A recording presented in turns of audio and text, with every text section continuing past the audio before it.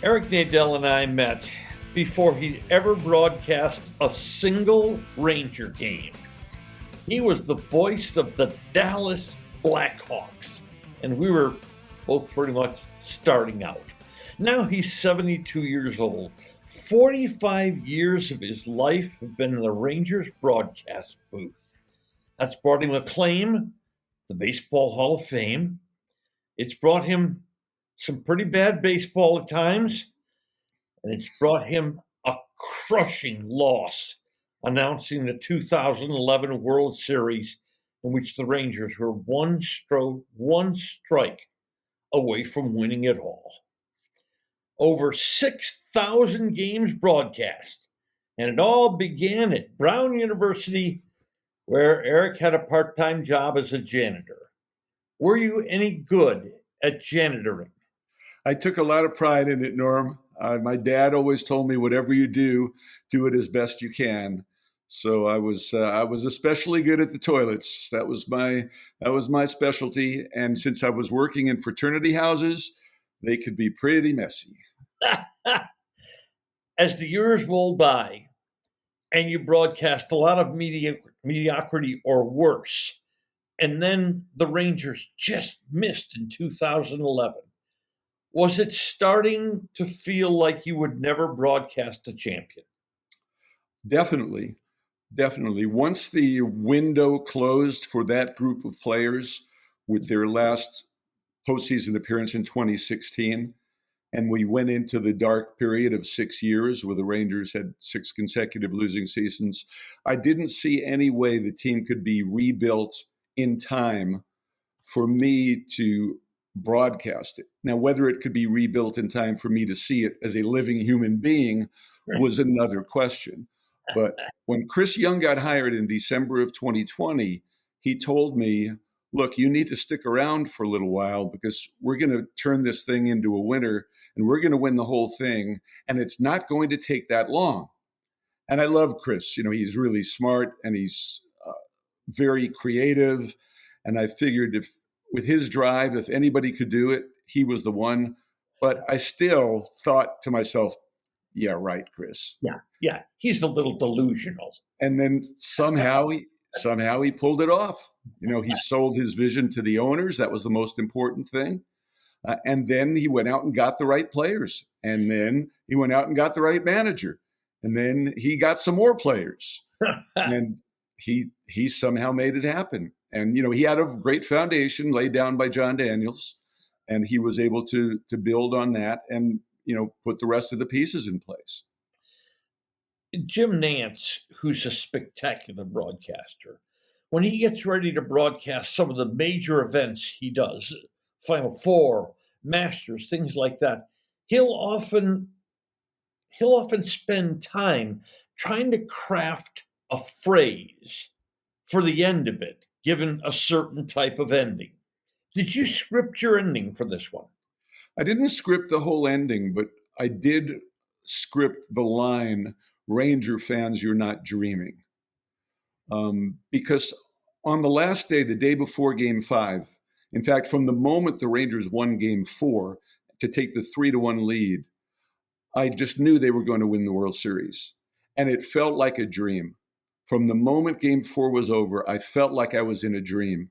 This is really going to happen this time. And so I thought to myself, it would make sense in the final call to assure Ranger fans that they're not dreaming. Eric. And you know how sometimes you're in a dream and you realize that you're dreaming? It happens to me once in a while anyway. I wanted to make sure that people knew they weren't dreaming. And that was the only thing that I really kind of scripted, that one line. And I was definitely going to mention the fact that there had been 52 years of waiting for this. But as far as actually when the different things would be said, and then I hadn't even really thought about saying anything about erasing the ghosts of 2011. And somehow after Matt said, what he did, that just came blurting out. Over the years when we talked since 2011, when the Rangers were one strike away, we talked about the fact that it was too painful for you to go back and watch that final couple of games against St. Louis. Do you think you might go back and watch them now? I do, Norm. I'm curious because people have told me that that game 6 was the best baseball game, the most exciting baseball game they've ever seen. And I think now I can go back and watch it, without getting sick to my stomach. I can go back and watch that play, the David Freese triple, over and over again to get a better appreciation for, where Nelson Cruz was when the play started. How close did he come to catching it? Definitely should he have caught it or not? I can hear the name David Freese over and over again without, getting queasy. All of those things happened the instant the Rangers closed out Game 5 and won the World Series. Eric, a lot of announcers take on a character on the air, if you will, an identity that really isn't quite their own identity.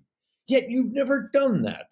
Have you ever considered another identity as a broadcaster?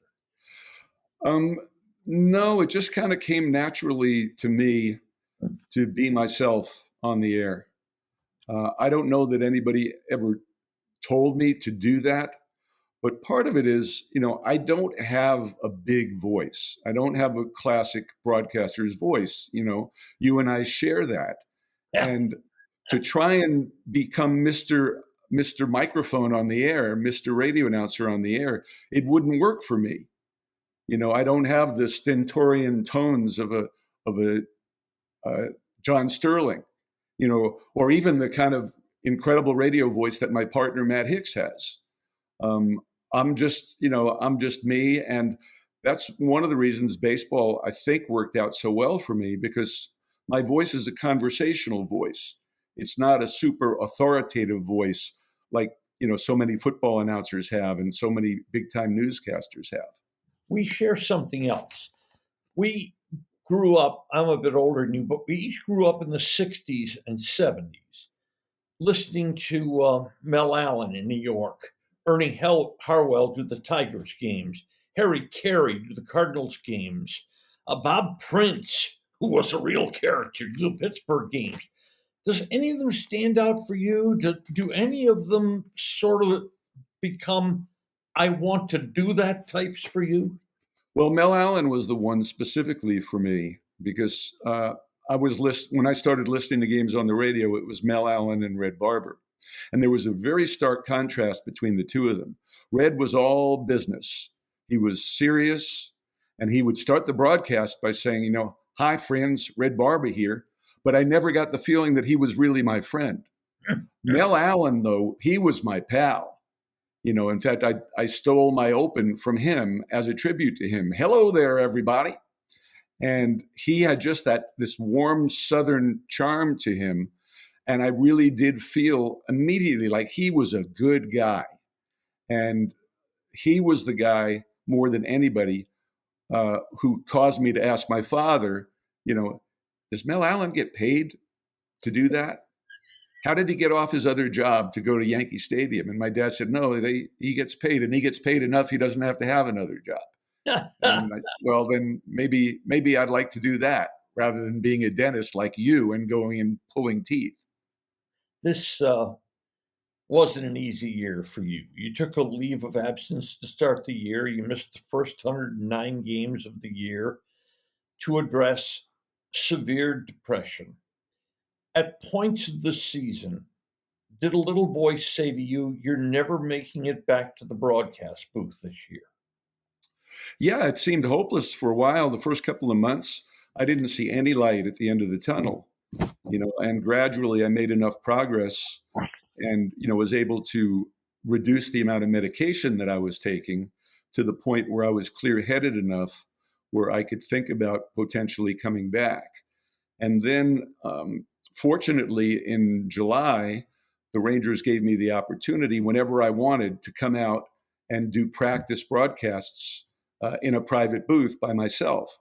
I felt like a high school kid again, making believe I was on the air when I really wasn't. Yeah, with your little tape recorder. I didn't bring a tape recorder. I didn't want to hear it. I could tell just from listening to how easily the words came out of my mouth how easily they flowed and how easily the information came into my brain to fill the time between pitches, when I was ready to go. And it wasn't until I had done 5 or 6 broadcasts, that I felt that. This year was not your first bout with depression. How did you get through previous bouts that you've had earlier in your career? The first one back in 2002, I just kind of powered through it. And I think the difference is that, I was 20 years younger and my brain was 20 years sharper. And, even though I, was fighting, all of the symptoms of depression that make it difficult, to have a smile in your voice on the air and sound like you're having fun and have the sort of recollection you need to do this job and mental acuity to do the job, I was able to do it. This year, 20 years later, with, my memory already not as good as it used to be, I just didn't think I could possibly do it. And I wasn't going to go back on the air and embarrass myself or the Rangers by doing a job that was not up to my, usual standard of excellence. You are now 72 years old. 17 years ago, you signed a lifetime contract with the Rangers. Now that you've done more than 6,000 games and you've broadcast a world champion, does the word lifetime have more meaning for you? Yeah, actually, the word lifetime had meaning to me when I turned 65, and the lifetime contract basically ran out. And I had to start doing renewals of the lifetime contract. And I've been going year to year for a while now. And it's clear to me that at some point, I'm going to stop doing this. Either I'm not going to be able to physically and mentally do the job to the standard that I demand, or I'm not going to enjoy it enough anymore to do it, or I'm just going to want to do other things with my life that don't involve doing 100+ baseball games a year. And so each year at the end of the season, I'll make that decision. And I haven't made the decision yet regarding next year. I'm pretty sure I'll come back, but I'm not 100% sure.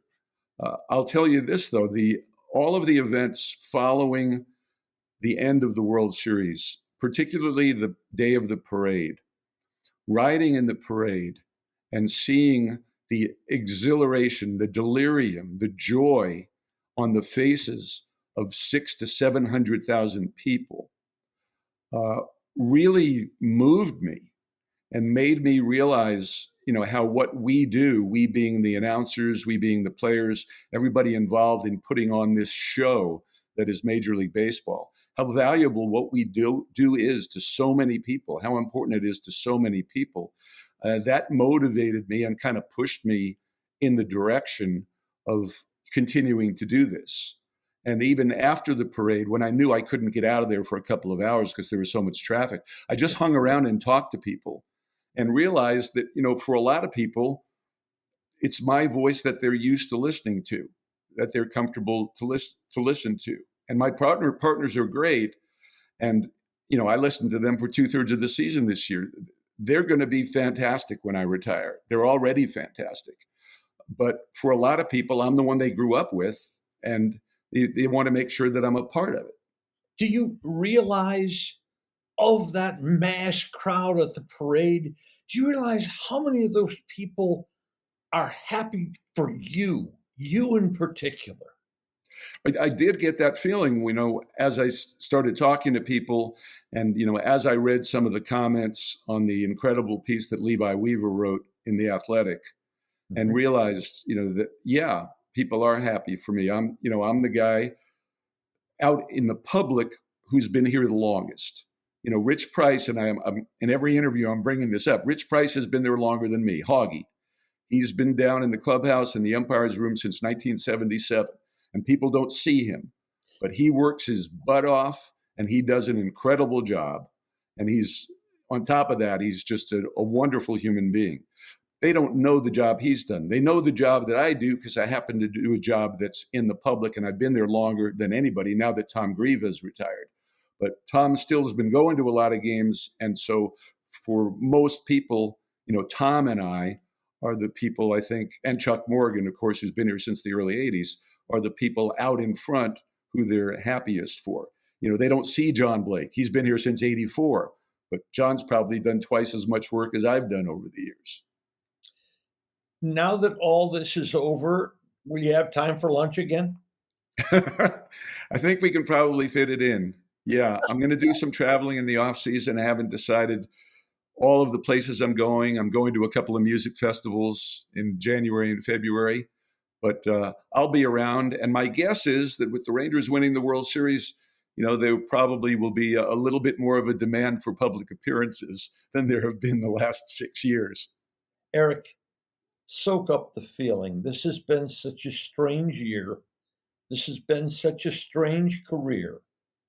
Soak up the feeling. Live and love every minute of what's happening to you right now.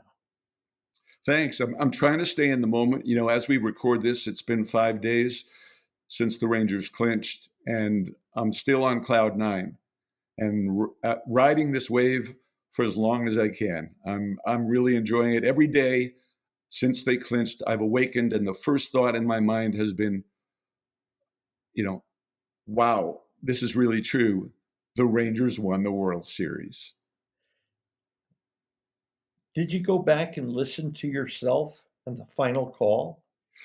It was impossible to not hear it. I didn't have to try. It seems like the call has been everywhere. Anytime I watched a sports show or turned on our radio station, or went to Twitter, it just seemed to be all over the place. And it's really gratifying. When you get a chance to make a call that's going to be a signature call, you don't want to screw it up. And, I'm just relieved and overjoyed that, people seem to like it. Hey, thanks, my friend. God bless you. Have wonderful days. I look forward to our paths crossing. Thanks for having me on, Norm. Always a pleasure to talk to you. Bye, E. See ya.